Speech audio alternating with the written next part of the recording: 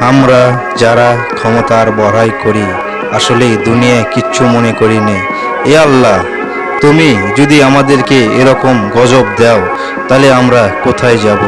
আসলে আমরা তো তোমারই গোলাম, আমরা তো তোমারই বান্দা।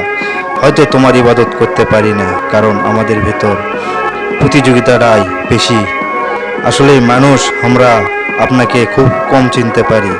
তাই আল্লাহ, তুমি আমাদেরকে মাফ করো। এ মানুষ তোমরা দেখে নাও, আল্লাহ পাক যদি এরকম গজব দেয়, যদি কখনো এরকম কিয়ামত হয়ে যায়, দেখেন সব কিছু একসময় ধ্বংস হয়ে যাচ্ছে, আমাদের কিচ্ছুই করার থাকবে না, আমরা কিচ্ছু করতে পারবো না।